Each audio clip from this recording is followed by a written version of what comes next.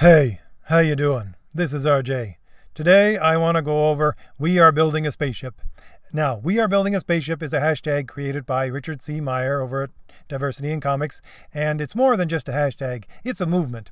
It's a movement made to try and preserve the good parts of the comic industry. And he's taken his idea, I think it's from Battlestar Galactica, they're living in these giant spaceships. Why? Because the planet that they lived on before wasn't habitable anymore and they had to leave it, so they had to build spaceships these huge spaceships in order to preserve what was good and what was left of them, and they had to go and journey with these spaceships to a new planet where they could live. And this is an analogy for the comic industry.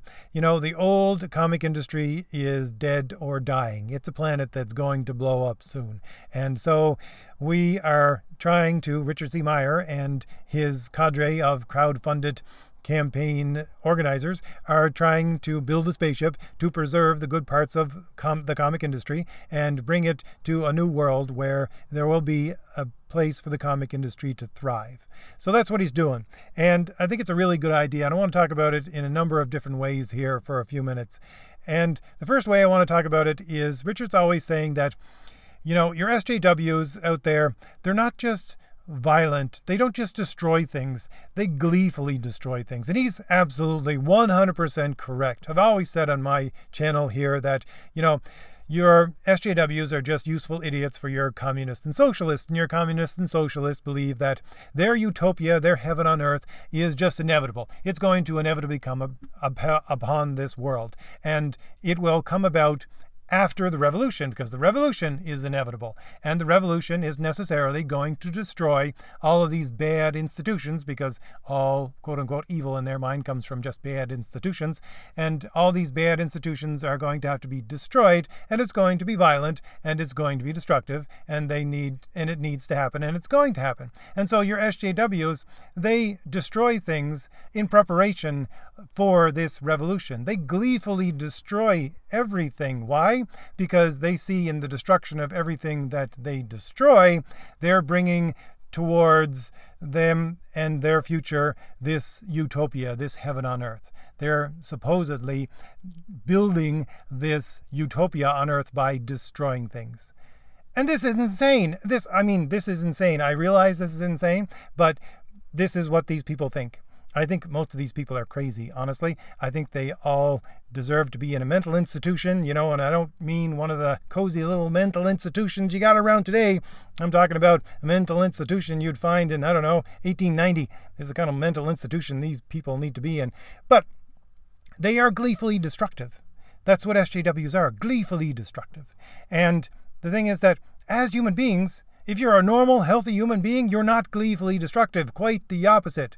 I'm gonna go out on a limb here and use myself as an example of a healthy human being and say that, in my life, I went to university for a long time. I was in academia for a long time, and I loved learning, and it was great. But at the same time, I always felt like I wanted and needed to build something. And I'm not using that word just because it fits in with my theme here of We Are Building a Spaceship. No, that's exactly the way I thought about it. I wanted to build things. And when I got to actually do that, I did that. I built things, and they could be simple things like a building. They could be more complicated things like a house. They could be really complicated things like a family. But, I built things. And as healthy human beings, we are builders. That's what we are. And I know that women are the same way. Women want to be builders as well. But for men, it makes me think of that old Polish, I don't know what to saying. I'm working off of memory, so it goes something like this. Have you planted a tree? Have you built a house? Have you raised a child? If you have, you're a man. So basically the Polish are saying that, if you want to actually leave childhood behind and become a man, you need to start building things. You need to start building these things in your life. And it's the same with women, because women are nesters, right? They like to build a nest. They like to make that nest as comfortable as possible so that when their biological drive actually gets fulfilled and they get to have a child, well, that child can be grown up in this nest where he or she can receive the most advantages possible. So yeah, as women and men, it's part of our nature. We are builders. And there's been studies to show that as people, we actually get more fulfillment out of pursuing a thing than actually getting to that point where we receive it.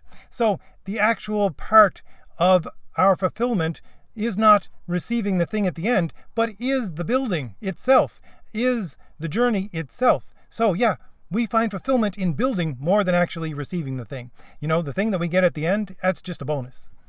We are builders. That's what we are. And so, as people who are opposed to these gleeful destroyers, who are SJWs, we need to be very opposite of them and start to build. I've talked about in a number of my videos the difference between critical theory and critical thinking. SJWs follow critical theory, which is basically you criticize something until it is destroyed, whereas critical thinking is, no, you criticize the bad parts of things and you get rid of them and you focus on the good parts, and then you get those to grow because you have gotten rid of the bad parts. So it's building. It's part of, healthy, maintaining just a healthy human being. Building is part of what you want. And what we want to do to actually counter this SJW movement is to start building things. And this is a really good start with We Are Building a Spaceship. Now, when I was thinking about We Are Building a Spaceship, because there was kind of rumblings of this in videos before, when it was a proto idea and not actually something that they had put out there yet, I was thinking, if they want to actually build, these crowdfunded campaign people, if they want to get together and to build something, a new healthy industry, well, they should start up their own continuity. They should start up their own universe. But the more I thought about it, I thought, no, actually, that's the exact opposite of what they should do.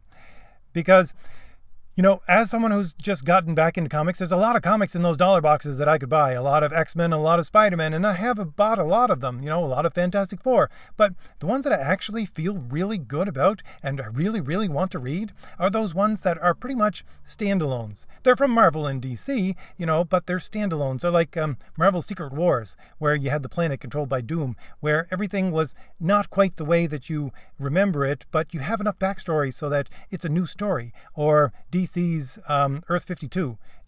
We have Green Lantern and Flash, but they're not the real Green Lantern and Flash. They're an alternate version. So you have that backstory, but it's a new story. It's exciting.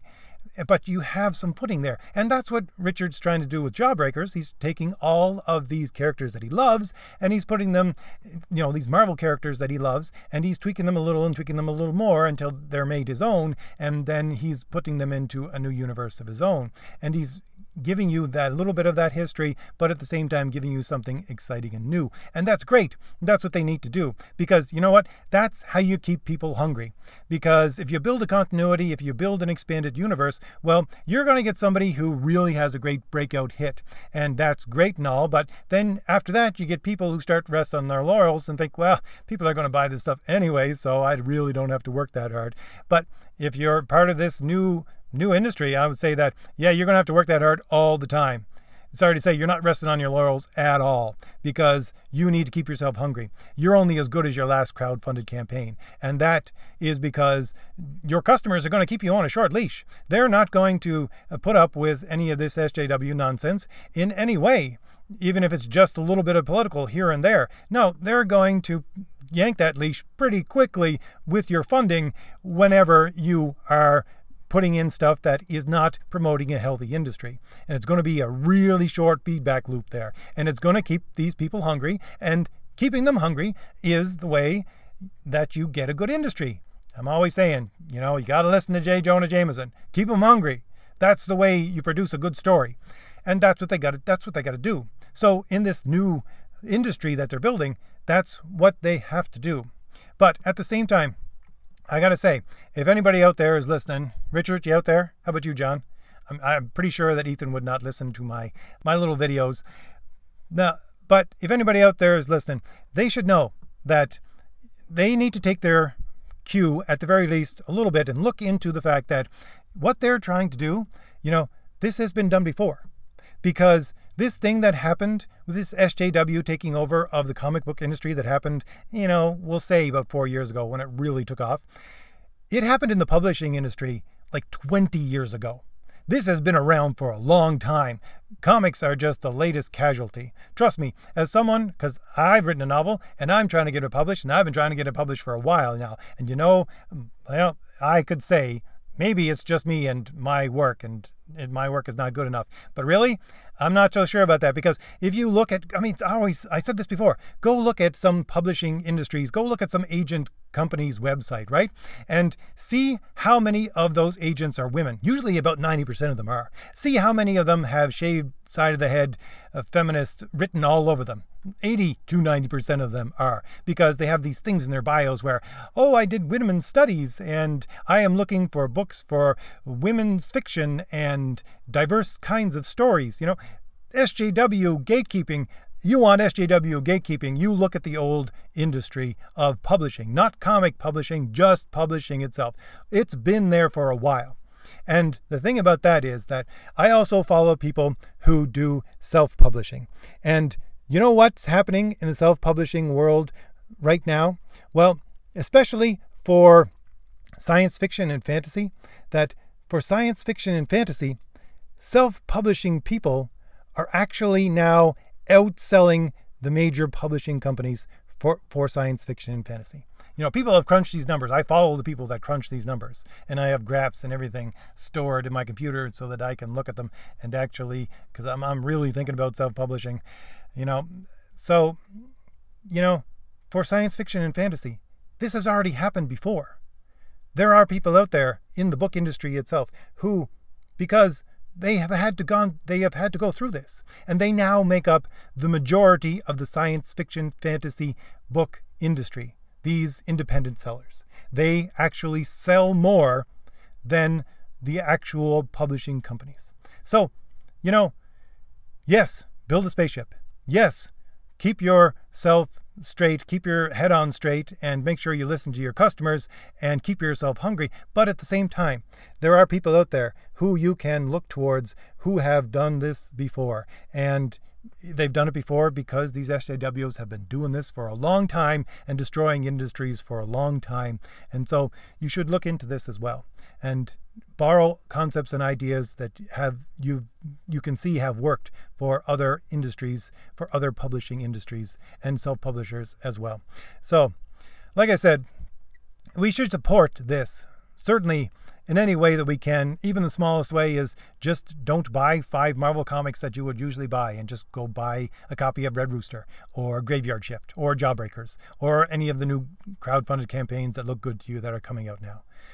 Just do that. That's a good way to support it. But never forget that we are actually building something.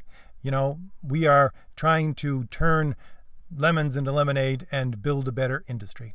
So hopefully that we can do that. And hopefully part of what we can do to do that is to share these ideas. Like I'm saying, share the ideas about what other industries have already attempted and actually done this. Because, we should be able to help each other and make our industry better by sharing these kinds of ideas. So, if I gave you anything new to think about, if I gave you an idea that was something new to you, that is you think is good to think about, hit like, hit subscribe, leave a comment for me, leave me something new to think about, so that I always listen to my comments, I always read them and give them good consideration. But hopefully, as I said, we can use these ideas to make our comic industry better. All right. I'll see you later. Bye.